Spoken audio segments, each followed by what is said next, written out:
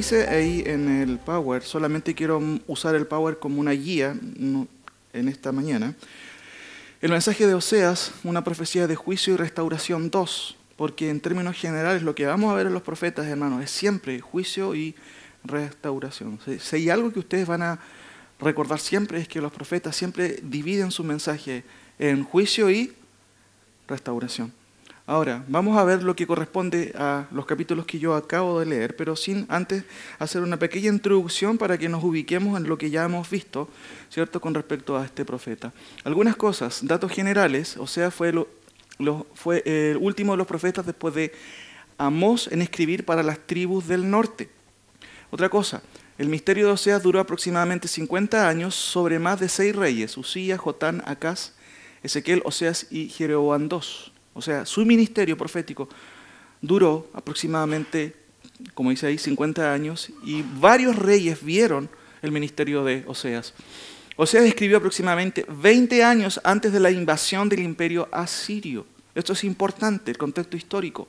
El profeta está dando profecía de juicio, y el juicio ya se viene, porque aproximadamente 20 años, aproximadamente quizá un poco más, después vino lo que es la invasión del imperio asirio, y las tribus del norte desaparecieron del mapa, digámoslo así.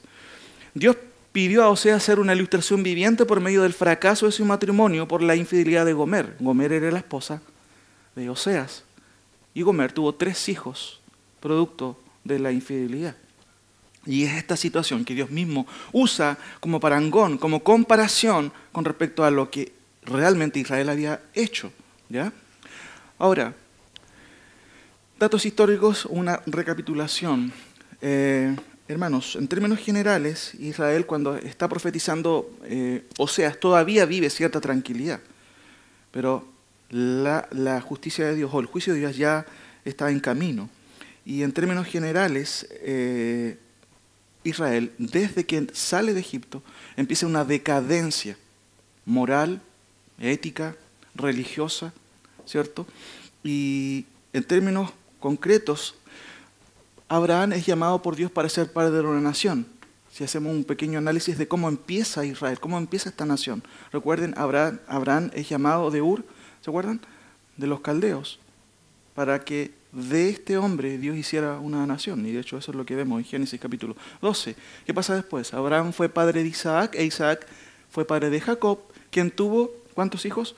12 hijos, de donde van a ser las 12 tribus de Israel que van a constituir, ¿qué cosa? La nación de Israel, ¿ya? Ahora, llegan a formar justamente 12 hijos, recuerden, 12 tribus, y ahí se divide el reino entre 10 tribus hacia el norte y 2 tribus hacia el sur. Ahora, posteriormente a la preservación de Dios por medio de José, recuerden que los hermanos buenos de José, ¿qué hicieron? Lo vendieron, pero José llegó a ser el segundo a bordo en Egipto. Y Dios preservó a través de esa situación al pueblo de Israel. Sin embargo, después vino otro faraón que desconoció al pueblo de Israel. ¿Y qué pasó? Los hizo esclavos, ¿ya? Sin embargo, Dios sacó al pueblo de ahí con grandes milagros y portentos. ¿Se recuerdan algunos de los milagros que ocurrió? El mar rojo, ¿qué más? Las plagas de Egipto, ¿se acuerdan? Ahora, Dios condujo al pueblo después de Egipto, ¿a dónde? Al Sinaí, donde ahí, ¿cierto?, hizo algo con ellos, les entregó la ley. Sin embargo, el viaje incluyó murmuraciones, quejas, conflictos, también guerras, y les dio la ley y sus mandamientos, instrucciones para el tabernáculo, para que Dios estuviera en medio de ellos. Recuerden, el tabernáculo era una carpa grande, ¿cierto?, que Dios ordenó al pueblo que ellos hicieran para que Dios pudiera estar con ellos. Y ahí hizo un pacto bilateral. Recuerden que Dios hizo varios pactos unilaterales. Un pacto unilateral es en donde Dios se compromete a cumplirlo sí o sí. Él lo va a cumplir. Pero aquí hay un pacto bilateral. Tú cumples esto y yo te voy a bendecir. Si tú no cumples, te va a ir mal. No quiero que leamos esto, pero si ustedes en casa pueden leer Deuteronomio 27, ahí está la lista de bendiciones y de maldiciones, de acuerdo a cómo tú o cómo el pueblo iba a responder a la ley, ¿ya? Posteriormente vino una época de teocracia. Teo gracia, el gobierno de Dios. ¿Cómo? A través de sacerdotes, ¿cierto? Bueno, la clase religiosa, pero también los jueces. Y los jueces eran personas que de una otra manera liberaban al pueblo. Pero también en ese tiempo Israel obviamente ya estaba viendo la decadencia total. De hecho, hay 2 versículos que se repiten en Jueces. Y es que cada uno hacía lo que bien le parecía. En aquel tiempo no había rey en Israel, dice el texto, y cada uno hacía lo que bien le parecía. En el fondo era una teocracia, pero una autonomía total. Cada uno era su propio rey. ¿Ya? Ahora, ¿qué sucede después? Después de esto pidieron rey, recuerden, queremos rey, igual que las otras naciones. Y Dios le dijo, no es bueno que ustedes tengan rey. Van a tener que pagar contribuciones, impuestos, y va a ser un problema. No, aquí queremos rey. Bueno, y viene lo que se llama después la monarquía. ¿Cuál fue el primer rey? Saúl. Salomón posteriormente y después David. ¿Cierto? Saúl, Salomón, David. Y luego el reino, ¿qué pasó? Se dividió. Norte y sur. Y ahí Dios manda a profetas, ¿cierto? Con el mensaje de Dios. Tanto profetas para el norte como profetas para el sur. Así la frase que se repite desde aquí en adelante respecto a los reyes, tanto del sur como del norte, que usted encuentra también en Primera y Segunda de Reyes y Crónicas, ahí si quiere estudiar lo que sucedió en ese tiempo, Primera y Segunda de Reyes, Primera y Segunda de Crónicas, todo lo que acontece ahí. Pero en ese tiempo de división del reino, en donde se divide el reino claramente, y lo hemos visto en el primer tema, con excepción de Josafat, Asa, Joás, Amasías, Ezequías el insensato, si se acuerdan de él, que mostró todo, cuando vinieron a visitarlo, y después cayó obviamente en la trampa de sus conquistadores. Y Josías, con excepción de estos reyes, de todos los reyes se dice, e hizo lo malo ante los ojos de Jehová, igual que sus padres. ¿Cuál era la moralidad de Israel? Esa es una frase que lo describe muy bien. Hizo lo malo delante de Jehová. Ahora, ¿tenemos claro más o menos cuál es la idea de cómo es Israel, dónde nace? Ahora vamos con un profeta y estamos estudiando Oseas, que escribe a las tribus del norte. En otras palabras, si uno puede hacer una conclusión de esto, Israel dio la espalda a Dios en 3 aspectos o direcciones. En la religión se volvieron ¿a quiénes? A otros dioses, ¿cierto? Y a otros cultos. En lo político rechazaron los términos de Dios y siguieron sus métodos y estrategias. Queremos también un rey. Todas las naciones tienen un rey, igual queremos un rey. Y en lo ético, se corrompieron practicando la injusticia, la violencia y ¿qué más? La inmoralidad. ¿Cómo están las cosas? Mal, sin duda. Así estaba el pueblo. Y Oseas va a hablar a las tribus del norte con respecto al mensaje de Dios. Ahora, no busquen esta cita, hermanos. El castigo de Dios se encuentra en Jeremías 25, del capítulo 25, versículo 1, o una de las consecuencias de ello. Leo aquí, y ustedes me siguen o me escuchan. Palabra que vino a Jeremías acerca de todo el pueblo de Judá en el año 4 de Joacín, hijo de Josías. Judá, recuerden que las tribus del norte van a ser deportadas el año 722 después de Cristo y se elimina, ¿cierto?, lo que son las 10 tribus del norte y va a quedar solamente un sector del pueblo que es Judá. Y en ese contexto habla Jeremías, que es otro profeta también, ¿cierto?, que vamos a estudiar en su momento también. Dice, palabra que vino Jeremías acerca de todo el pueblo de Judá en el año 4 de Joacín, hijo de Josías, rey de Judá, el cual era el año 1 de Nabucodonosor, rey de Babilonia, la cual habló el profeta Jeremías a todo el pueblo de Judá y a todos los moradores de Jerusalén, diciendo, desde el año 13 de Josías, hijo de Amón, rey de Judá, hasta este día, que son 23 años, ha venido a mí palabra de Jehová, y ha hablado desde temprano y sin cesar, pero no oísteis. Y envió Jehová a vosotros todos sus siervos los profetas, enviándoles desde temprano y sin cesar, pero no oísteis, ni inclinasteis vuestros oídos para escuchar, cuando decían, volveos ahora de vuestro mal camino y de la maldad de vuestras obras, y moraréis en la tierra que os dio Jehová a vosotros y a vuestros padres para siempre. Y no vayáis en pos de dioses ajenos, sirviéndoles y adorándoles, ni me provoquéis a ira con la obra de vuestras manos, y no os haré mal. Pero no me habéis oído, dice Jehová, para provocarme a ira con la obra de vuestras manos. No me habéis oído, repito. He aquí, enviaré y tomaré a todas las tribus del norte, dice Jehová, y a Nabucodonosor, rey de Babilonia, mi siervo, fíjense, Nabucodonosor, rey de Babilonia, mi siervo. Él no era un hebreo, pero en manos de Dios, Dios hace lo que quiere. Y dice, mi siervo, y los traeré contra esta tierra, y contra sus moradores, y contra todas estas naciones en alrededor, y los destruiré, y los pondré por espanto y por burla, y en desolación perpetua. Y haré que desaparezca de entre ellos la voz de gozo, y la voz de alegría, la voz de desposado, y la voz de desposada, ruido de molino y luz de lámpara.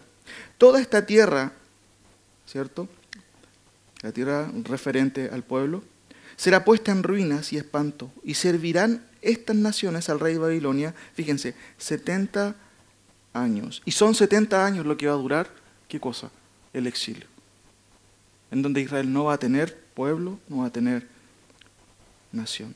Ahora, a continuación, mis queridos hermanos, vamos a estudiar el texto, y solamente como una guía, voy a dejar esta imagen aquí para que usted no se pierda cuál es la división de lo que vamos a estudiar. Hay un llamado en el capítulo 2 concreto, vamos a estudiar a qué se refiere.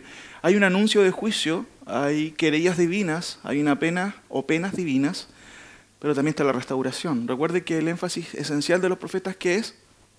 Juicio, ¿y qué más? Restauración. ¿En qué consiste el juicio? Vamos a verlo. ¿En qué consiste la restauración? Vamos a verlo. Finalmente, también el tratamiento divino, cómo Dios trata con Israel, en qué consiste esta restauración.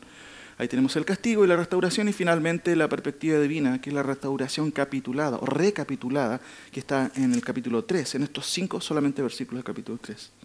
Ahora, vamos en primer lugar al capítulo 2, versículo 1 y 2. ¿Cómo empieza el autor diciendo lo siguiente? Decid a vuestros hermanos, Ami, y a vuestras hermanas Ruama, contended con vuestra madre, contended, porque ella no es mi mujer, ni yo su marido, aparte pues sus fornicaciones de su rostro y sus adulterios de entre sus pechos. Lo primero que quiero hacer, mis queridos hermanos, ya leímos la lectura, ahora quiero explicar el texto, para después ver algunas aplicaciones para nosotros. Así que lo que voy a hacer ahora, como ya dije, es explicar. ¿Qué es lo que quiere decir el autor? Lo primero, mis queridos hermanos, fíjense lo que dice el versículo 2, o el versículo, 1 primero. Decid a vuestros hermanos, Ami, y a vuestras hermanas Ruama. Recuerden el contexto. Dios usa la figura de Gomer. Recuerden que Gomer fue infiel a Oseas y tuvo 3 hijos. Jezreel, versículo 4 del capítulo 1, el otro hijo o la otra hija, versículo 6, le puso, o Dios le ordenó que le colocara Lo Ruama, y el versículo 9, Lo Ami. Y Dios lo que está haciendo aquí es tomar esta figura para que ellos puedan discutir. Y de hecho el versículo 2 dice, contended con vuestra madre, contended, porque ella no es mi mujer. Ahora, lo primero que hay que entender, hermanos, es a quién se refiere el autor. Ya, de hecho, ya lo dije. Dice, ¿quién es la madre aquí? Fíjense, contended con vuestra madre. Otra versión dice, acusen ustedes a su madre, acúsenla, porque ella no es mi esposa, ni yo soy su marido. ¿Quién es la madre? Fíjense, por favor, por un momento, esto quiero dejarlo claro desde el comienzo. En el capítulo 1, versículo 4, dice, y les dijo Jehová, ponle por nombre Jezreel, que va a ser el primer hijo que tiene Gomer en infidelidad, porque de aquí a poco yo castigaré a la casa de Jehú por causa de la sangre de Jezreel, y haré cesar el reino de ¿quién? De la casa de Israel. Fíjense que Oseas está tomando la ilustración de una mujer que es infiel, pero esta mujer es infiel, es Israel. ¿Me entienden? ¿Quién es la madre? 1.4, la casa de Israel. 1.6, fíjense, es lo mismo. Concibió ella otra vez y dijo, y dio a luz a su hija, y le dijo Dios, ponle por nombre Lo Ruama, porque no me compadeceré más. ¿De quién? La casa de Israel. Estamos viendo quién es la madre. Versículo 10 del capítulo 1. Con todo será el número de ¿quién? De los hijos de ¿quién? De Israel. El capítulo 3, por favor, hermanos, versículo 4. Fíjense lo que dice el capítulo 4. Porque muchos días estarán los hijos de ¿quién? De Israel, sin rey, sin príncipe, ¿cierto? El capítulo 5, perdón, versículo 5. Después volverán ¿quiénes? Los hijos de Israel. Sáltese al 4, versículo 1. Oíd palabra de Jehová. ¿A quién está hablando? ¿Qué dice su Biblia? Hijos de Israel. Y el versículo 6, solamente el último, mi pueblo. ¿Quién es el pueblo de Dios? En el contexto aquí, Israel. Este es un texto muy conocido. Mi pueblo, ¿cierto?, fue destruido por falta de conocimiento. Y vamos a llegar a qué significa eso. A veces se saca este texto fuera de contexto. Hermanos, volviendo al versículo 2. Contended con vuestra madre. ¿Quién es la madre? Es Israel. La figura que hace Oseas es los hijos que ha tenido esta mujer son hijos infieles. Y lo que está haciendo el profeta es pongan las cosas en orden. Acusen a su madre, en este caso Israel. ¿Por qué razón? Y el texto dice, porque ella no es mi mujer, ni yo su marido. Aparte, pues, sus fornicaciones de su rostro y sus adulterios de entre sus pechos. Otra versión dice, ya lo he leído, lo leo de nuevo. Acusen ustedes a su madre, acúsenla, porque ella no es mi esposa ni yo su marido. Que deje de mostrarse como prostituta, que aparte de sus pechos a sus amantes. Es un llamado al orden. Lo que está haciendo el Señor, lo que está haciendo Dios aquí, hermanos, es llamar a los propios hijos de Israel a que puedan reaccionar frente al pecado. Su madre ha pecado. Y de eso, la figura que usa de la mujer, siempre en la Biblia se usa siempre la figura de la mujer, en este sentido, de una mujer mala, pero también se usa el sentido de la mujer en el sentido positivo. Recuerden que la iglesia, por ejemplo, ¿qué se dice de la iglesia? Que es la esposa del Cordero. ¿Y cómo está vestida? De blanco. Pero aquí se usa la figura en el sentido negativo y también se refiere, de hecho Apocalipsis usa la figura de la mujer, de la falsa religión. Pero aquí la figura es una figura decadente porque es una prostituta. Y es justamente eso es lo que es Israel, es una prostituta porque se ha ido con otros hombres. Ahora, lo primero que notamos, hermano, es que en los versículos 1 y 2 es un llamado a contender. No es un poema, algunos dicen que puede ser un poema. No es un poema, hermano, es una pronunciación de un juicio de parte de Dios a través de Oseas, que es el fiscal y Dios es el juez. Contended con ella, contended con ella, porque ella ha pecado, se ha prostituido. Ahora, concretamente, como dije, hermano, es un llamado a acusar a su madre y al mismo tiempo un llamado al orden. Habitualmente nosotros a veces en la familia nos retamos uno a otro, ¿sí? No sé cómo es su familia y nos llamamos la atención, pero a veces sucede que no es así. Sucede que a mi hijo nadie lo puede tocar. ¿Has escuchado eso alguna vez? Pero aquí Dios hace un llamado. Contiendan con su madre, contiendan con ella porque ha pecado. Segunda cosa, ya vimos, ¿cierto?, el llamado, no es sencillo. Anuncio de juicio. ¿Cuál es el anuncio de juicio? Fíjense el versículo 3 y 4. Ahí tenemos el anuncio de juicio. No sea que yo la despoje y desnude, la ponga como el día en que nació, la haga como un desierto, la deje como tierra seca y la mate de sed. Ni tendré misericordia de sus hijos porque son hijos de prostitución. Fíjense lo que dice el versículo 13 del capítulo 2, que es el versículo paralelo. Y la castigaré, y aquí están las razones, por los días en que incensaba ¿a quién? A los Baales, dioses ajenos, ídolos, ¿ya? Y se adornaba de sus ardillos y sus joyeles y se iba tras sus amantes y se olvidaba de mí, dice Jehová. Fíjense que la figura es, se iba tras sus amantes, pero ¿quiénes son los amantes? Los ídolos, muy bien. Esa es la figura, ahí se está entrelazando la idea de la mujer prostituta, quien va tras estos ídolos. No sea que yo la despoje y desnude, la ponga como el día en que nació, la haga como un desierto, la deje como tierra seca y la matese. Y de hecho eso es lo que va a hacer. Este es el anuncio, hermanos, de juicio de parte de Dios. Y de hecho, fíjense los nombres que se le ponen a los hijos de Gomer. Versículo 4 del capítulo 1 se le llama Jezreel. Y cada nombre, ¿se acuerdan? Ya lo vimos. Dios mandó a Oseas, ¿cierto?, y a Gomer, póngale este nombre. Versículo 4, y dijo Jehová, ponle por nombre Jezreel, el primer hijo que tiene Gomer, ¿cierto?, que es la esposa de Oseas. ¿Por qué razón tiene que ponerle Jezreel? Porque de aquí a poco yo castigaré a la casa de Jehú y a la casa de Israel le quitaré el reino. O sea, el nombre que se le dio a sus hijos también implicaba un juicio. Fíjense, por ejemplo, el versículo 6 del capítulo 1. Concibió ella otra vez, cayó en infidelidad y concibió a un hijo. Y Dios le dijo, ponle por nombre Lo Ruama. Lo es una negación en hebreo. Y la palabra Ruama, ¿cierto?, significa compadecida. Pero si ponemos el no antes, sería no compadecida. ¿Y qué estás vislumbrando con ese nombre? Es que yo no me voy a compadecer de ti. Eso es lo que está diciendo Dios. El segundo hijo, o hija en este caso, también, ¿cierto?, es una ilustración literal de juicio. ¿Qué pasa con el tercer hijo? Fíjense el versículo 8. Después de haber destetado a Lo Ruama, estoy leyendo el capítulo 1 del versículo 8, concibió y dio a luz un hijo. Y dijo Dios, ponle por nombre Lo Ami. Ami significa mi pueblo. Y Lo, como es no, ¿qué quiere decir? Ustedes no son mi pueblo. ¿Se dan cuenta el anuncio de juicio en el capítulo 3, el versículo 3 del capítulo 2? No sea que yo los despoje y desnude. Bueno, el juicio ya está llevándose a cabo. Ya lo anunció y aquí claramente se anuncia con trompetas, si uno podría decir. Y el versículo 4 ya es lapidario. Ni tendré misericordia de sus hijos porque son hijos de prostitución. Hermanos, avanzamos. Querellas divinas. ¿Cuáles son las querellas divinas? Una querella, ¿cierto?, es una acusación de parte de Dios. Y notamos dos querellas claras aquí. Versículo 5, fíjense. La lectura aquí es como sigue. Dice, porque su madre ¿Quién es la madre? Ya lo vimos.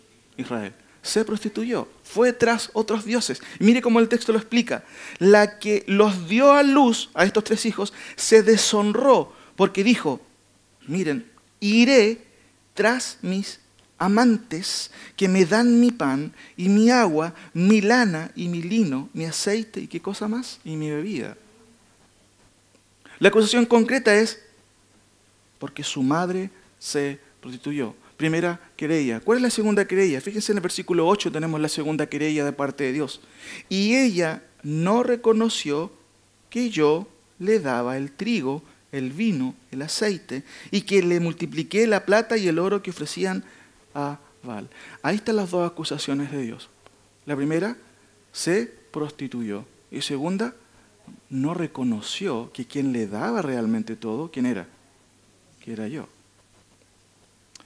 Ahora, recuerden que lo único que quiero hacer, hermanos, aquí es explicar el texto primero. Después vamos a ver lo que son las aplicaciones. Tenemos las dos querellas ahí. Ahora, ¿cuáles son las penas divinas? Claramente uno no puede escapar del juicio de parte de Dios. Dios es un juez justo y claramente el pecado tiene que ser condenado.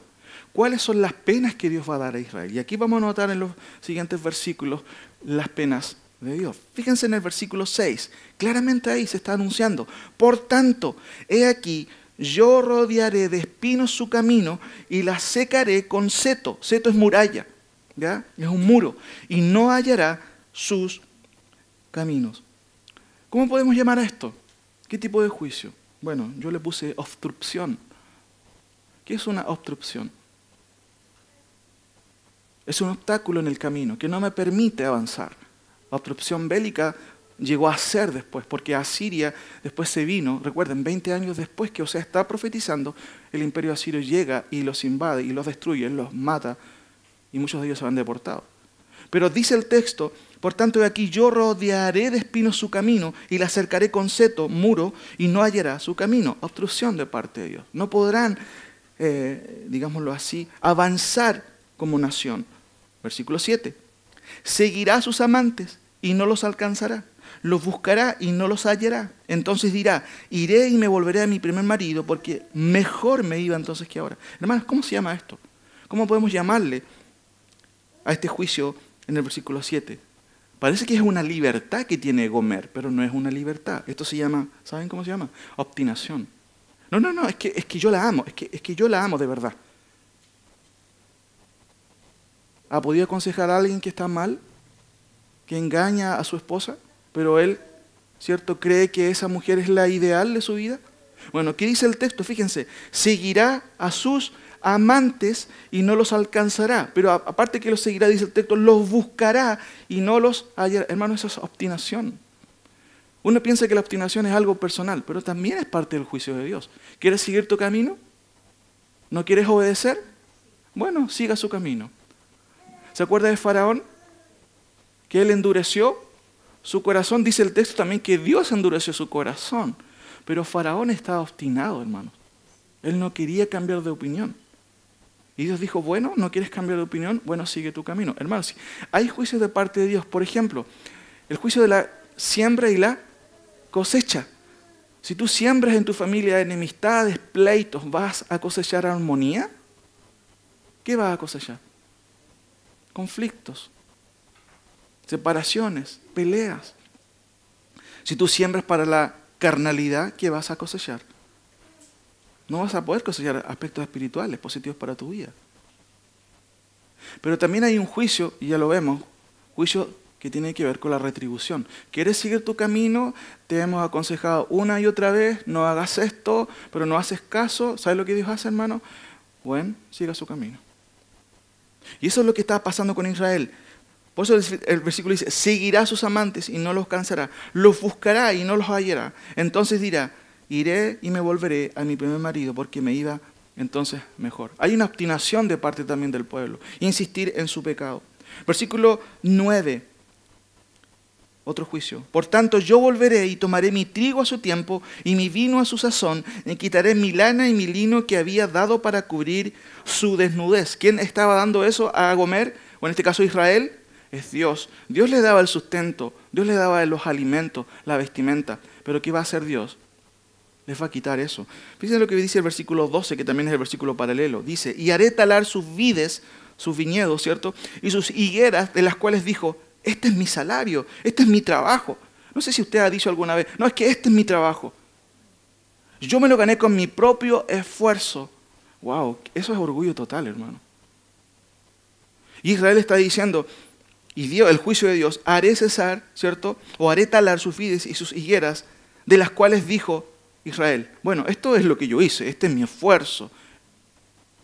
Y el texto dice, mis salarios son salario que me han dado mis amantes, y las reduciré a un matorral y las comerán las bestias del campo. O sea, lo que Israel supuestamente había conseguido con sus propias fuerzas iba a quedar en nada. Hambruna. Fíjense, ¿cuáles son las penas? Obstrucción, obstinación moral por un lado, ¿cierto? Hambruna, versículos 9 y 12. Pero el versículo 10, fíjense lo que dice. Y ahora descubriré yo su locura delante de los ojos de sus amantes y nadie la librará de mi mano. ¿Qué es eso? Eso es vergüenza, hermano. Es vergüenza. Y ahora descubriré yo su locura delante de los ojos de sus amantes y nadie la librará de mi mano. Versículo 11, finalmente el último juicio. Son 5 juicios que podemos ver acá, o 5 penas divinas. Recuerden, obstrucción, ¿cierto? Como nación, Dios va a cortar sus caminos, no van a poder escapar. Obstinación, van a seguir en su pecado, van a volver, pero no van a volver a Dios porque realmente lo aman. El versículo que hemos visto acerca de la obstinación moral, dice, voy a volver a mi primer marido porque me iba mejor, no por fidelidad a Dios. El versículo 10, la vergüenza, pero miren lo que pasa en el versículo 11. ¿En qué consiste este juicio? Haré cesar todo su gozo, sus fiestas, sus nuevas lunas y sus días de reposo y todas sus festividades. Hermanos, si hay una cosa que es algo que está ligado, digamos, a la sangre del pueblo judío, tiene que ver con todo lo referente a la religión. Y uso la palabra religión en ese sentido como la religión del judaísmo, como todo lo que tiene que ver con lo cultico. Ahora, esto se cumple literalmente, ¿sabe cuándo, hermanos? Justamente en la invasión posterior, después que va a venir con los babilónicos, en la destrucción de ¿qué? ¿Puede imaginar de qué? El templo, en donde gira toda la vida religiosa del pueblo. Y eso fue destruido en el 586 a.C. O sea, hermanos, viene, de hecho, la decadencia del pueblo es paralela también justamente al plan de Dios de juicio. Primero, Israel, las 12 tribus las 10 tribus de Israel van a ser eliminadas, después quedan 2 tribus Judá, y cuando viene la destrucción de Judá, viene la destrucción del templo, y no hay más culto para los judíos. No pueden ser hermanos. Y esto es interesante, hasta el día de hoy Israel no puede gozar y ocupar lo que es suyo históricamente en el templo. ¿Por qué razón? ¿Se acuerdan? ¿Qué hay en el templo en el día de hoy? Hay una mezquita. Qué interesante.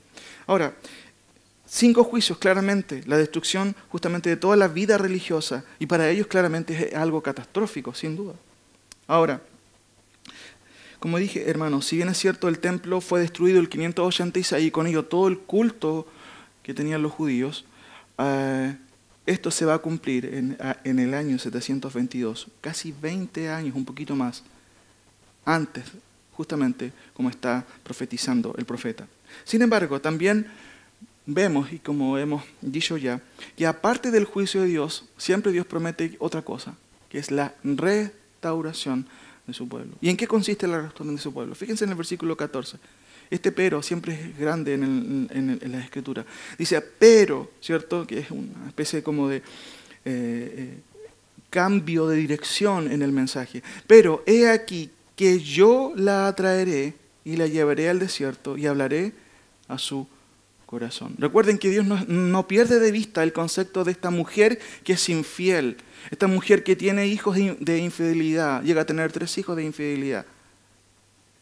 Y esta misma figura usa el Señor, ¿cierto?, para hablar de Israel. Pero yo, dice, pero he aquí que yo la atraeré y la llevaré al desierto y hablaré a su corazón. El desierto no solamente es una figura en la Biblia de disciplina, sin duda, claramente, también es de prueba. Recuerden que hay un personaje en el Nuevo Testamento que fue llevado al desierto y fue tentado, ¿se acuerdan quién era?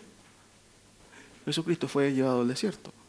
Pero el desierto también tiene que ver con dificultad. Y eso es lo que está en cierto sentido teniendo sentido aquí. Es una dificultad. En ese contexto Dios va a hablar a este pueblo. ¿En qué consiste esto? Fíjense en el versículo 15. Dice lo siguiente. Y le daré sus viñas desde allí y el valle de Acor por puerta de esperanza, y allí cantará como en los tiempos de su juventud y como en el día de su subida de la tierra de Egipto. ¿Cuál es la idea aquí, hermanos? Lo que hace Dios primero, de hecho, es un principio de Dios. Dios al que ama, muy bien, disciplina. ¿Y azota a quién? ¿A quién? A todo aquel que recibe por hijo. O sea, si tú amas o si amamos a nuestros hijos, no podemos no disciplinarnos. Es un principio escritural. Debemos disciplinar. Y eso es lo que hace el Señor. Por eso que dice el texto, pero aquí que yo la traeré y la llevaré al desierto, a una circunstancia difícil, a una circunstancia en donde va a ser probada. Y hablaré allí, ¿dónde? A su corazón. Fíjense, leo en otra versión lo siguiente, este mismo versículo 14-15. Por eso yo la voy a seducir, dice el texto, la llevaré al desierto y hablaré a su corazón, tomando la figura de este marido, ¿cierto?, que ha sido engañado, pero que ama tanto a su esposa que quiere volver a rescatarla. En este caso la figura es Dios es el marido, Israel es la mujer infiel. Allí le daré sus viñas, el valle de Acor, que significa valle de tribulación o de dificultad, lo haré puerta de esperanza. O sea, que en la dificultad van a ver la luz de esperanza. Eso es lo que está diciendo el autor. Y ella responderá. ¿Cómo va a responder ella finalmente? Como lo hizo en su juventud, cuando la rescaté. ¿De dónde? De Egipto. O sea, Dios está vislumbrando, ¿cierto?, una reconciliación con ella. En este caso, con el pueblo de Israel. Ahora, ¿en qué consiste la restauración? Fíjense, hermanos, los versículos 16, 18 y 21 tienen algo en común. Porque aquí, en cierto sentido, Dios está hablando de la perspectiva de esta restauración. Versículos 16, 18 y 21. Hay una frase que se repite. Recuerden, Dios establece la restauración del pueblo y dice aquí, yo la voy a llevar al desierto. Ahí la voy a seducir nuevamente y voy a hablar a su corazón para que ella se dé cuenta quién soy yo, quién es su marido. Pero ahí la voy a hacer pasar por dificultad, pero también por esperanza. Por eso el texto dice, y daré sus viñas desde allí y el valle de Acor, por puerta de esperanza, y allí cantará como en los tiempos de su juventud. en esos tiempos donde era pura, eso es lo que está diciendo Oseas, en donde todavía no se prostituía. Va a volver a ser así. Pero la perspectiva de esta restauración incluye un escenario diferente. ¿Se dio cuenta de qué palabra se repite? En aquel tiempo, ¿cierto? La frase en aquel tiempo, mis queridos hermanos, se repite en el Antiguo Testamento a lo menos 88 veces aproximadamente. De las 88 veces, 52 se refieren a un tiempo futuro, profético y escatológico. De hecho, lo que estamos viendo nosotros es una profecía. Una profecía es algo que se dice que todavía no acontece, pero que por revelación de Dios, ¿cierto?, las personas podemos saber. Y en este contexto Israel estaba sabiendo, escuchando, wow, esto va a suceder. Pero lo que tiene que ver con la restauración, esta frase en aquel tiempo, como les dije, es una frase técnica que se refiere a un tiempo futuro. Futuro para el pueblo de Israel, pero saben, hermanos, también futuro para el nuestro aún. Porque esa frase siempre se refiere al tiempo posterior a la segunda venida. En este caso de Cristo, que en el Antiguo Testamento se dice del día de Jehová. Ahora, en aquel tiempo, tres cosas. ¿A qué se refiere? ¿En qué consiste esta restauración en aquel tiempo? Hermanos, hay dos polos de restauración aquí que se ven claramente. Fíjense, por favor, en el versículo 16 y el 17, que forma el primer bloque de esta restauración. ¿Cuándo? En aquel tiempo. Dice el versículo 16 y 17. En aquel tiempo, dice Jehová, me llamarás Ichi. ¿Y qué significa Ichi? Mi marido. Recuerden que la figura que está usando Oseas es de una mujer, la esposa de Oseas, que fue infiel, que tuvo 3 hijos en infidelidad. Recuerden el juicio, tú ya no serás, ¿cierto?, mi pueblo, no serás compadecida, pero va a haber un tiempo en donde esta mujer que representa a Israel va a llamar a Dios como mi marido. ¿Qué habla eso? La restauración de la relación, claramente. Y nunca más me llamarás Baali. ¿Y Baali qué significa? Mi Señor. Que es un poco más alejado esa relación. Diferente es llamar mi marido. Ahora, fíjense lo que dice el versículo 17. Porque quitaré de su boca los nombres de los Baalis y nunca más se mencionarán, ¿qué cosa? Su nombre. ¿Cuáles nombres? Los nombres de los ídolos. Los nombres de los Baales. ¿Cuál es la idea, mis queridos hermanos? Dios retoma su relación matrimonial con su pueblo, pero Él es el que toma la iniciativa. Fíjense en el versículo, nuevamente, en aquel tiempo me llamarás Ichi, nunca más me llamarás Baali. Pero ¿cómo lo va a hacer Dios? Y el versículo 17 nos explica eso. ¿Cómo va a ser Dios para que esta mujer, que es Israel, no se prostituya más y vaya tras sus amantes, los ídolos falsos? ¿Cómo lo va a hacer? ¿Se da cuenta cómo lo va a hacer el versículo 17? Y esto es muy interesante. Esto se llama, en cierto sentido, un concepto del Nuevo Testamento que se usa mucho en el Nuevo Testamento, en teología. Pero esto tiene que ver con un monergismo divino. Monergismo. ¿Qué es monergismo? No es sinergismo. Monergismo significa uno actuando. Sinergismo significa dos actuando. En un matrimonio siempre hay un pacto, ¿cierto? Uno promete, yo prometo ante el Señor, ¿qué cosa? Cumplir con esto. ¿Y qué hace el esposo? También dice, yo prometo cumplir con esto. Es algo mutuo, de a dos. Pero fíjense qué interesante, que es Dios es el que va a efectuar esto. El versículo 17, fíjense en el verbo, dice, quitaré yo. Dios va a hacer, ¿qué cosa? Quitaré de su boca los nombres de los Baales y nunca más se mencionarán sus nombres. Por favor, hermanos, vaya a Ezequiel 36, y hay un pasaje paralelo. ¿Qué restauración es esta? Claramente, si usted lo ve, es una restauración espiritual de la nación. Es una restauración espiritual de Israel. ¿Cómo hago para que esta mujer no sea más infiel? Dice Dios. Bueno, yo me voy a encargar. ¿Cómo lo voy a hacer?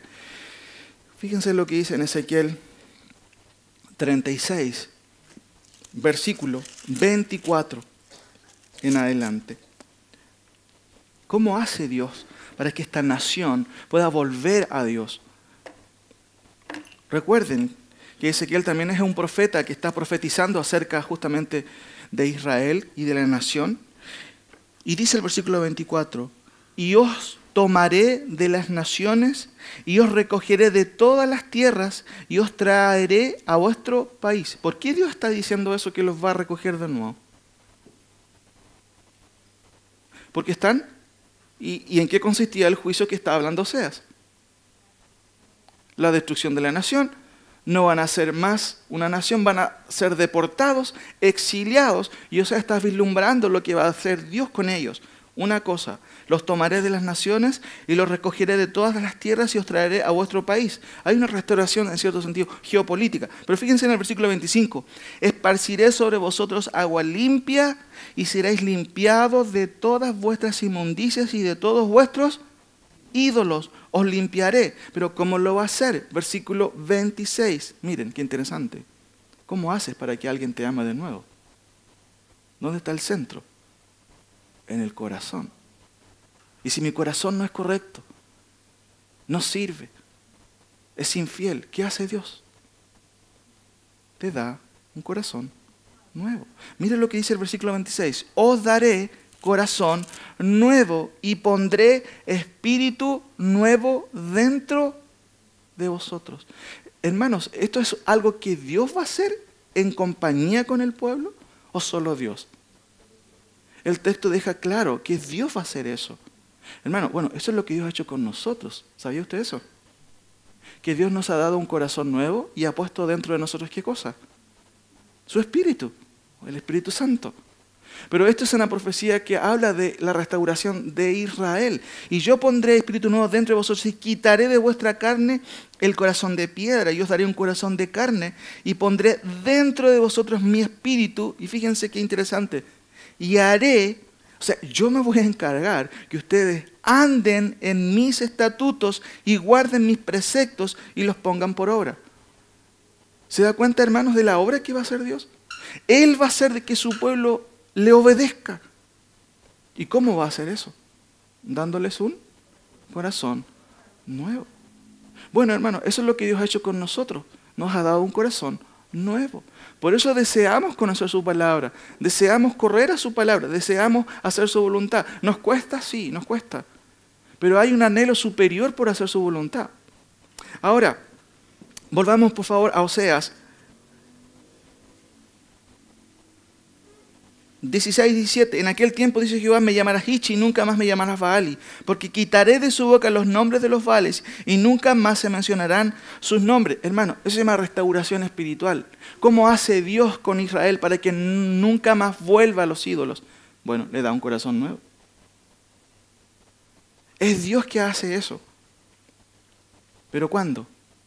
En aquel tiempo, a un futuro. 18 y 20. Versículos 18 y 20. ¿En qué consiste este tratamiento, hermanos, aquí, en esta restauración? 16 y 17 habla de una restauración espiritual, monarquista. Es Dios que va a hacer un milagro con ellos, con Israel. Dios va a darle un corazón como nunca antes y ellos van a volver a su Dios. Pero, ¿qué dice el versículo 18 al 20, que también es el segundo bloque de la perspectiva divina de esta restauración? Versículo 18 dice, y en aquel tiempo, miren, haré para ti pacto con las bestias del campo, con las aves del cielo y con las serpientes de la tierra, y quitaré de la tierra arco y espada y guerra, y te haré dormir segura. Y te desposaré conmigo para siempre, te desposaré conmigo. Fíjense, ya no como antes, sino en justicia, juicio, benignidad y misericordia. Y te desposaré conmigo en fidelidad, lo que siempre había fallado, ¿cierto? Y conocerás a Jehová. Hermano, ¿en qué consiste esta restauración? La primera restauración tiene que ver con una restauración espiritual. Yo no puedo seguir a Dios si yo no tengo un corazón nuevo. Voy a fallarle. Mi tendencia va a ser pecaminosa constantemente. Pero Dios promete a su pueblo, ¿cierto? A esta mujer infiel que es Israel, darle ¿qué cosa? Un corazón nuevo. Hermano, ¿en qué consiste esta restauración? De acuerdo a los versículos 18 y 19. Esto es un poco raro, hermanos. ¿Pacto con las bestias? ¿Cómo es eso? Fíjense en el versículo, lea nuevamente. En aquel tiempo haré para ti pacto ¿con quién? Con las bestias del campo. ¿A qué se refiere?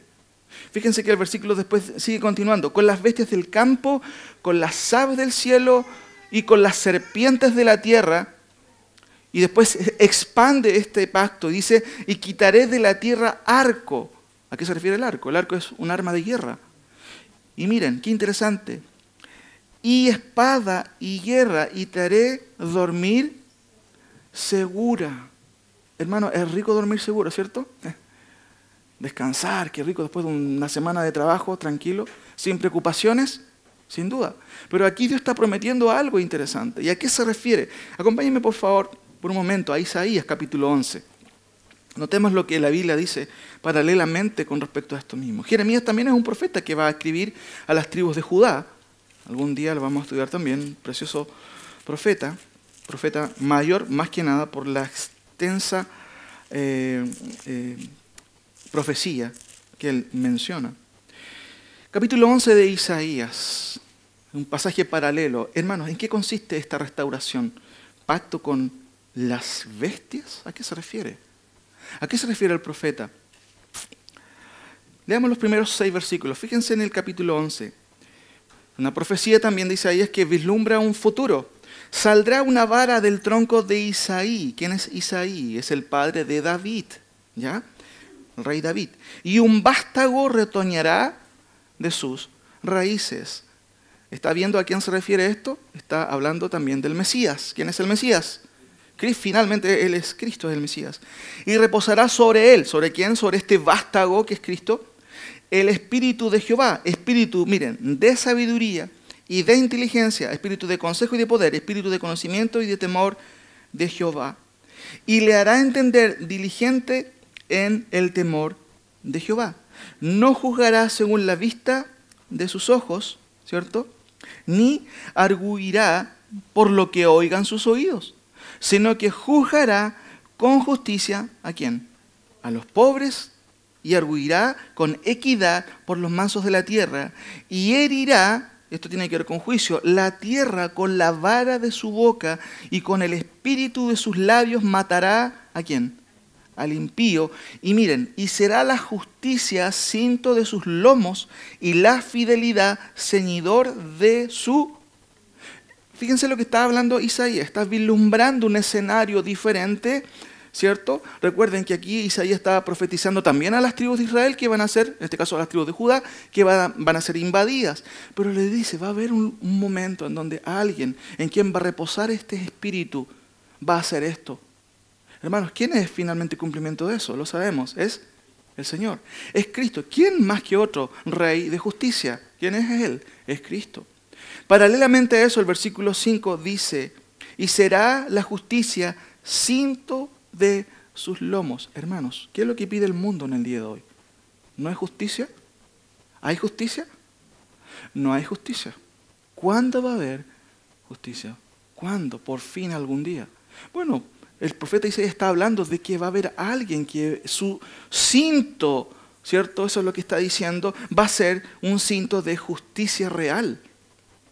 Y en ese contexto, miren lo que dice el 6. ¿Morará el lobo con quién? ¿Cómo es eso? ¿Ha visto usted morar un lobo con el cordero si los deja juntos en un ¿cómo se llama? En un corral? ¿Qué va a pasar?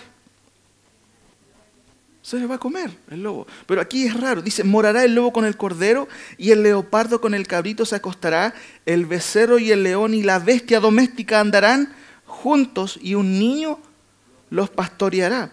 La vaca y la osa pasarán, sus crías se echarán juntas y el león como el buey comerá paja. Y el niño de pecho jugará sobre la cueva del áspid. ¿Qué es el áspid, hermanos? Serpiente. ¿Usted dejaría a un niño jugar con la serpiente? Eso sería loco. Y el recién destetado extenderá su mano sobre la caverna de la víbora. No harán mal ni dañarán en todo mi santo monte, porque la tierra será, miren, llena del conocimiento de Jehová. Ahí está la razón de por qué está sucediendo lo que está describiendo Isaías. Porque la tierra será llena del conocimiento de Jehová, como las aguas cubren el mar. Y fíjense, acontecerá, 10, en aquel tiempo. ¿Se parece a la frase que Oseas está diciendo? ¿A qué frase? En aquel tiempo. No es un tiempo que hemos vivido, ni que el pueblo de Dios ha vivido. Y dice, y termino con esto. Acontecerá en aquel tiempo que la raíz de Isaí, ¿cuál es la raíz de Isaí? Bueno, dice, es el Mesías, la cual estará puesta por pendón a los pueblos, será buscada por las gentes y su habitación será gloriosa. Qué interesante, un panorama que nunca Israel ha vislumbrado. Volvamos por favor, mis queridos hermanos, a Oseas capítulo 2, versículo 18 y 19. ¿Cómo entender esto? Haré pacto con las bestias. Bueno, Dios va a hacer. ¿Cómo lo va a hacer? No lo sabemos. Pero si entendemos esta profecía tal cual el texto lo está diciendo, dice, en aquel tiempo haré pacto con las bestias del campo, con las aves del cielo y con las serpientes de la tierra, y quitaré de la tierra el arco y la espada y la guerra y te haré dormir segura. Hermanos, ¿qué pasó con la desobediencia en el Edén? ¿Qué pasó con los animales? Adán, ¿cierto?, se paseaba escondido de los leones, de las fieras en el huerto del Edén. No. Pero al parecer Dios restaura esta situación. Pero no solamente eso. Dice, y quitaré de la tierra el arco y espada y guerra y te haré dormir segura. Hermanos, si le hago una pregunta objetiva. Israel, ¿cuándo ha podido dormir segura? Díganme ustedes. Hace un tiempo atrás me perdí un viaje, ¿se acuerdan? De ir a Israel. Pero algunos me decían, no, ¿cómo vas a ir allá? ¿Por qué razón no querían algunos que pudiera ir? Porque les gustan los juegos artificiales a los vecinos de Israel, ¿cierto? Por esa razón. No, hermanos, porque constantemente ha sido atacada o está siendo atacada. Pero mire, si usted lo pone y lee llanamente el texto, pero un día vas a dormir segura. ¿Cuándo va a ser eso? En aquel tiempo. Un solo pasaje paralelo. Por favor, vaya a Daniel. Oseas, Joel, Amós, Abdías, bueno, es antes. Daniel, por favor, es antes. Ezequiel, Daniel 9, hermanos, Daniel 9.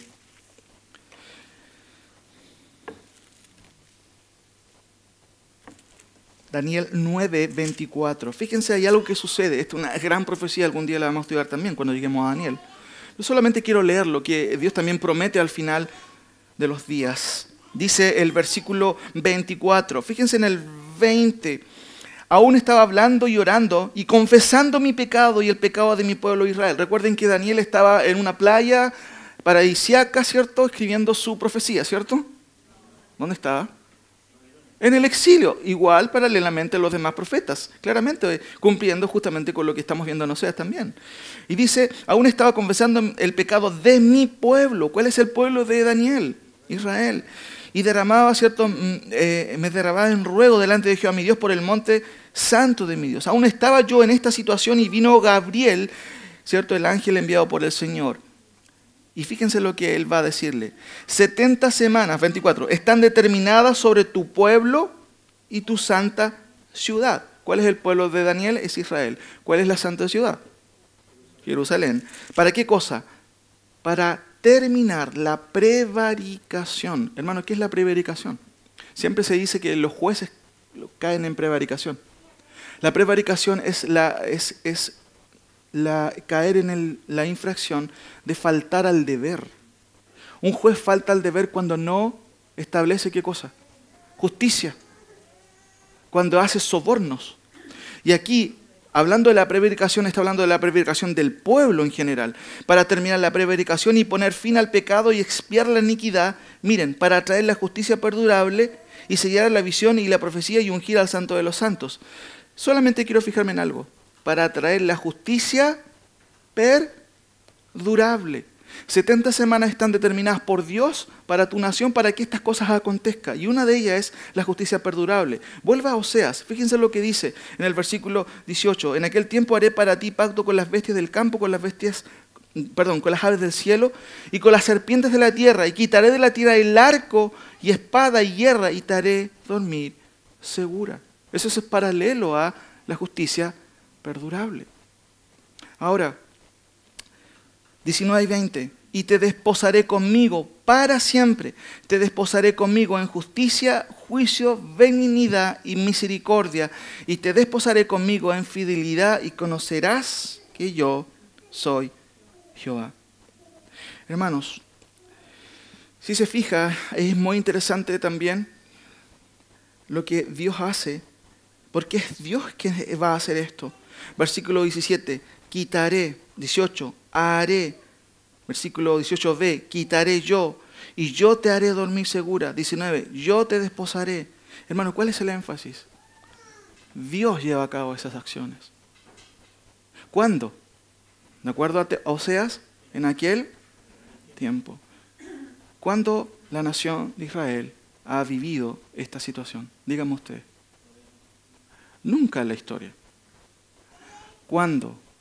De acuerdo a Oseas, en aquel tiempo.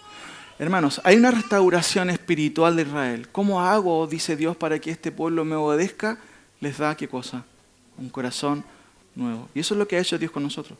Pero ¿cómo hace para que este pueblo vuelva a tener lo que Dios le dio? Eso se llama restauración.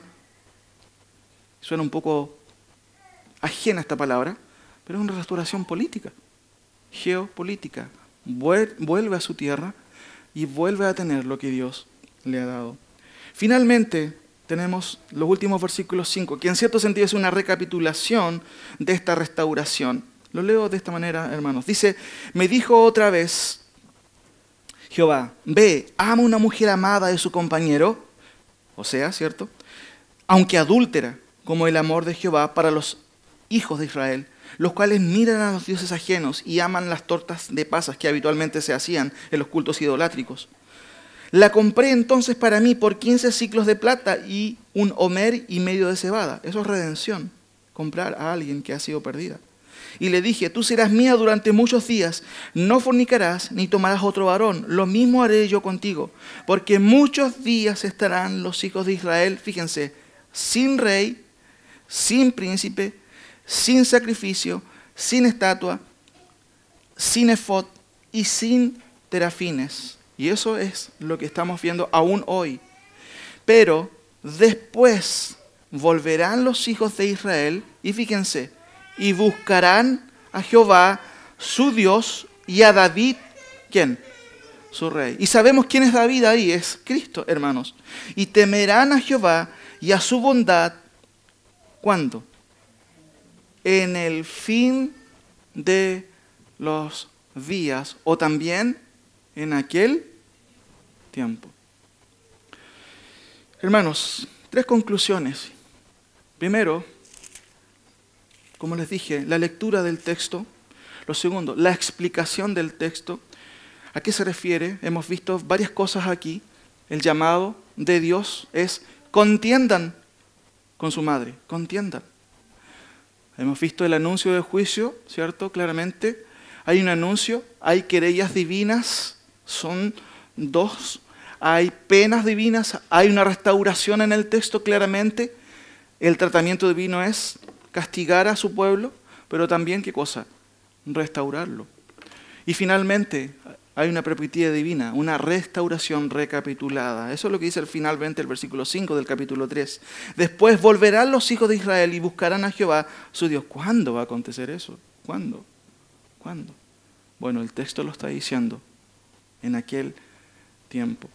Hermanos, hay 3 cosas que yo quiero, y con esto quiero terminar, para poder nosotros entender qué principios pueden aplicar para nosotros. Fíjense que Proverbios 16:6 dice, con misericordia y verdad se corrige, ¿qué cosa? El pecado. Con misericordia y verdad. ¿Qué pasa si nos ladeamos para un lado? Si enfatizamos la misericordia, pero no la verdad. No somos justos frente a Dios. Toleramos el pecado. ¿Qué pasa si no somos misericordiosos, pero sí mantenemos, en este caso, la verdad? También hay un desequilibrio. Quizás este es un principio general, hermanos, cuando tratamos el pecado. Pero el Señor, creo, va más allá aquí. Y aludo al versículo 2.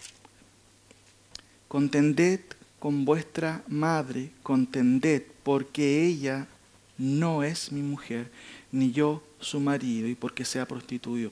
Hermanos, ¿cómo nosotros reaccionamos frente al pecado? ¿Cómo reacciona usted frente al pecado? ¿Es ambiguo? ¿Lo deja pasar?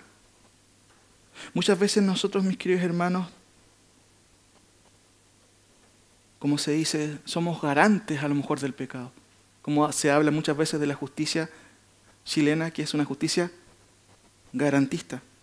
Porque quienes infringen la ley son condenados y al otro día, ¿qué pasa con ellos?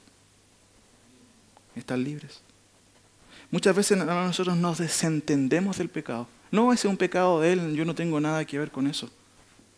Hermanos, ¿qué es lo que está haciendo Dios con Israel? Está haciendo un llamado a la reacción. Reaccionen, el pecado es una violación grave frente a Dios. Hermanos, nosotros, ¿qué hacemos con el pecado? Nos reímos, muchas veces nosotros nos reímos a veces del pecado. Pero notemos, por ejemplo, hay situaciones en que nosotros podemos observar claramente que la palabra del Señor nos manda a reaccionar frente al pecado. Por ejemplo, en Efesios 5, solamente como conclusión, hermanos, general. Efesios 5:3, pero fornicación y toda mondicia o avaricia ni aun se nombre entre nosotros. Muchas veces nosotros sabemos que hay alguien que no anda bien, pero nosotros no nos preocupa. O hacemos vista gorda. Fornicación, hermanos, ¿qué es fornicación? Es relaciones sexuales. Dice el texto, pero fornicación y toda mundicia o avaricia ni aun se nombre. Y eso tiene que ver con la moral. Fíjense en el versículo 11 del Efesios 5. Y no participéis en las obras estériles de las tinieblas, sino más bien desenmascararlas, dice la versión de las Américas. Eso es idolatría, puede adjuntar a lo que es la idolatría. No participar en las obras de las tinieblas, sino más bien desenmascararlas. Pero ¿qué hacemos muchas veces, hermano? No reaccionamos frente a eso, no tenemos una opinión con respecto a eso. Fíjense con respecto a la doctrina. Segunda de Juan 1:10. Si alguno viene a vosotros y no trae esta doctrina, no lo recibáis en casa ni le digáis bienvenido. Algún día vamos a estudiar seguramente esta epístola, pero más que quizás reaccionar negativamente o tan drásticamente con todos los que no traen esta doctrina, note el tenor, hermanos, del apóstol. Si alguno viene a ustedes y trae otra doctrina, no le den la bienvenida, no lo reciban. Israel cae en la moral o en la inmoralidad, cae en la idolatría, pero también cae en la falsa doctrina. Hermanos, quizás un principio, y el primer principio, son tres los que quiero dejar aquí a colación para nosotros, es reaccionemos frente al pecado, hermanos. Reaccionemos, no justifiquemos el pecado. Aunque es mi madre o mi padre, es pecado. Muchas veces la familia se justifica el pecado. Yo no tengo la experiencia de mi padre, que es pastor, pero muchas veces he sabido de personas que sus hijos anduvieron mal y cuando se les tocó a sus hijos, hermano, hubo un escándalo tremendo. ¿Cuánta gente dice, no, a mi hijo no lo puedes tocar? ¿Se acuerdan de la experiencia de Elí? ¿Qué pasó con Elí? De su liviandad con respecto a sus hijos. Que sus hijos, incluso en el mismo tabernáculo, estaban con mujeres y hacían un montón de maldades. ¿Y cuál fue el pecado de él? Dice la Biblia, porque tú no estorbaste a tus hijos. Fuiste muy liviano con ellos. Hermano, nosotros no tenemos que ser livianos con el pecado. Por eso el primer llamado es contender con vuestra madre. Reaccionen frente a eso. Y el llamado puede ser para nosotros, no justifiquemos el pecado, aún el pecado familiar. El pecado es pecado frente a los ojos de Dios. No seamos superficiales en eso. Las segundas dos cosas. ¿Cuáles fueron los dos pecados de Israel que vimos esta mañana? ¿Cuáles fueron directamente los dos pecados? ¿Cuál? ¿Ya? ¿Y qué más? Idolatría. Sí, puede ser. Pero fíjense en el versículo 5, literalmente. Ahí tenemos el primer pecado. Porque su madre, ¿qué cosa? Se prostituyó. Primer pecado. Segundo pecado. 8. Y ella no reconoció al dador de las cosas. ¿Quién es? Dios. ¿Cómo podría explicarle esto? ¿Se acuerda del pecado de David? ¿Cuál fue el pecado de David? ¿Seguro que fue infidelidad? Codicia, ¿qué más mencionan? Infidelidad, ¿qué más? Adulterio, homicidio. Hermanos, ¿saben que esas fueron las consecuencias de su pecado? ¿Saben cuál fue la causa de su pecado? ¿Alejarse de Dios? ¿La codicia?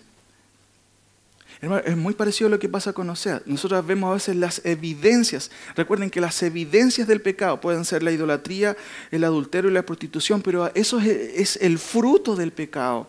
Hay algo que yo he descartado al principio. ¿Se acuerdan qué es lo que le dice el profeta a David de cuál es su pecado? Miren, vayan por favor, y con esto vamos terminando. Segunda de Samuel 12. Segunda de Samuel 12. Fíjense, esto es muy interesante. Segunda de Samuel 12.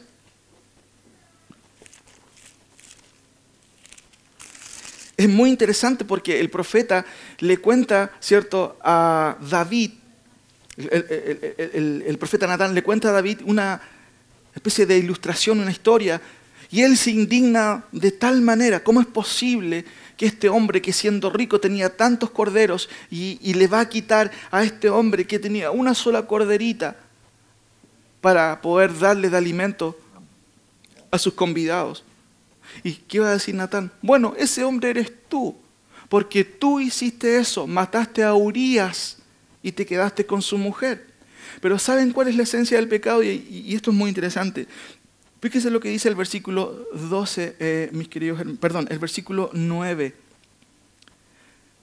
¿Por qué pues tuviste en poco la palabra de Jehová haciendo lo malo delante de sus ojos? ¿Cuál es el problema de David? ¿Cuál fue el problema? Pregunto de nuevo, ¿cuál fue el problema? Tuvo en poco la palabra de Dios.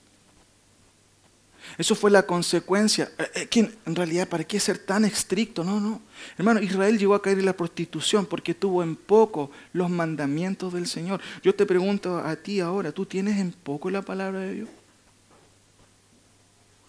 Fíjense que el pecado de David fue homicidio, fue adulterio, pero el problema básico que él no tuvo en cuenta, ¿qué cosa? La palabra de Dios. Hermanos, ¿tenemos nosotros en cuenta la palabra de Dios?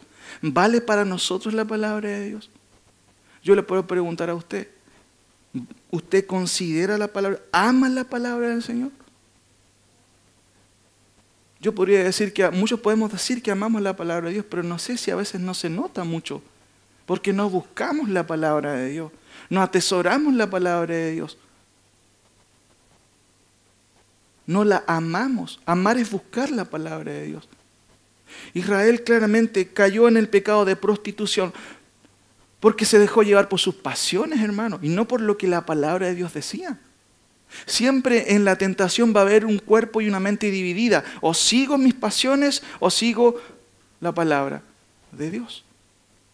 Israel, ¿qué quiso? ¿O qué hizo, más bien dicho? Siguió sus pasiones.